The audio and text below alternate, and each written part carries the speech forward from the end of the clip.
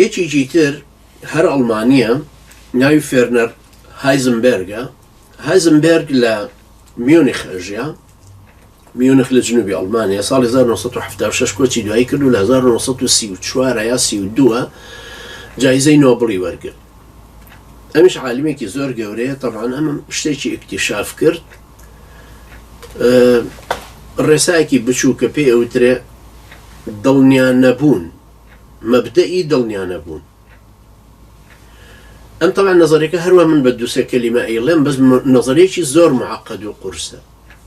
خۆی عالمێکی فیزیایی زۆر گەورەی اختصاصیشی ئەلکترۆنە، ئەنجا الفلسفة والفيزياء داناوە، الطبيعة والفيزياء داناوە، یا طبیعەت لە فیزیایە، چەندین کتێبی طبعاً لە بابەتەوە داناوە.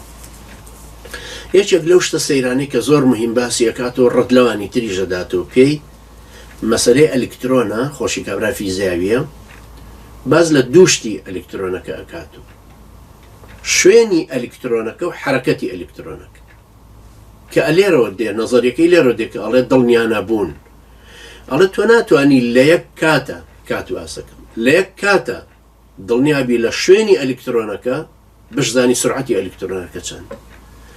طبعاً سرعەتی ئەلکترۆن شتێکی زۆر خەیاڵیە، یعنی ئەوەندە سریع ئەسوورەتەوە بە دەوری نەواتە لەو سرعەتە زۆرەی خۆیەتی کە قوت نادرێ، ڕاناچێشرێ، وەکو وتمان چەند جارە ڵێن ئەگەر بێت و ئەو سرعەتە زۆر زۆر سریعە هیلینەی نەبووە ئاوا، ئەلکترۆن ئەچۆ ناو نیوترۆن ڕایکێشا هەموو سەر ئەرز بە قەدر حەجمی هێلکەیەکی لێ ئەو کاتە طبعاً وجود هەرنا.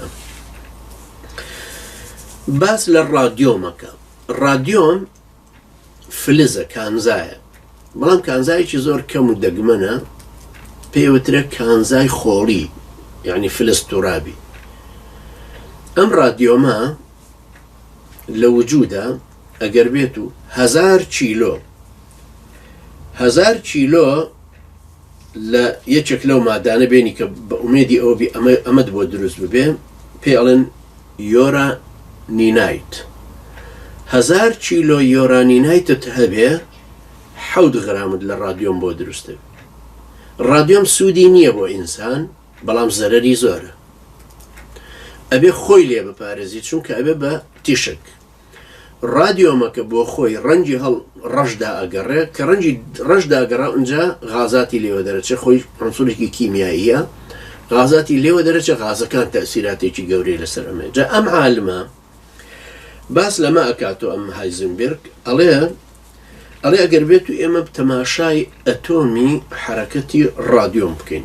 ڕادیۆم کتان ڕەمزەکەی نووسرێ RA و ژمارەی ئەتۆمیەکەشی 88. ئەو بۆ ئەوانەی کە شارەزای فیزیان یا تااقەتی حوسڵی بەدواچوونی فیزیاییان هەیە. فیزیاش دائیمە ڕووکارەکەی دەرێ حسابەکە، سیفەتەکانی کە دیارن حسابەکە.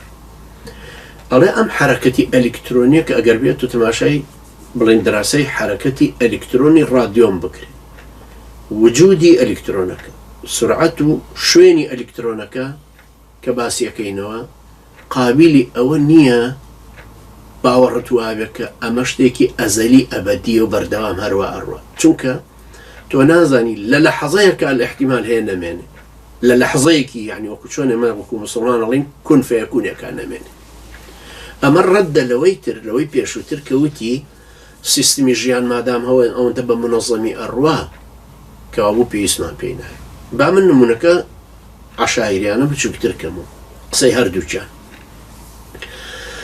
یەکەمیان کە ئەڵێ سیستمی ژیان وا باشەڕوە، باشترین سەعاتی سویسری بێنین کە قووەتی ئیسلاحاتێکی قووەتێکی خۆی لە خۆیان هەیە، ذاتی ئەڕوە. لە ساڵێکە با بڵێن 2-3 سانیە یا 20 سانیە پاشوو پێش بکەوێ. بەڵام ئەم سەعاتە دەستپێکی هەیە، کۆتاییشی هەر هەیە.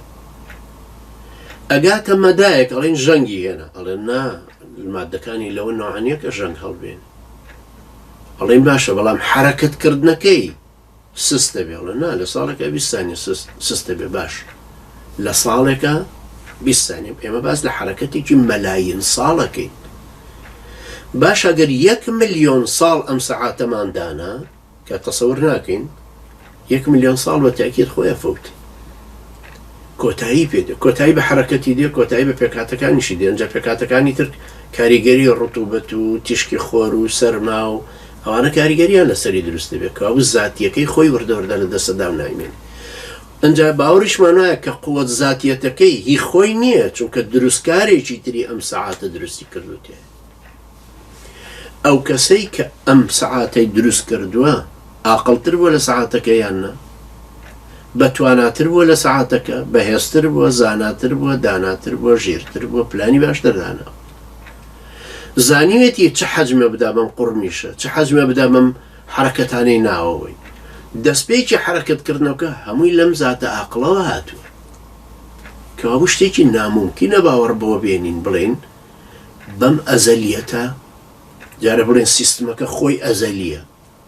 ئەزەلی چونکە تەسەووری ناکەی بە ملیارات ملیارات ملیارات ساڵیش حساب بکەی سەرەتاکە ئێوار کۆتایی پێێتی.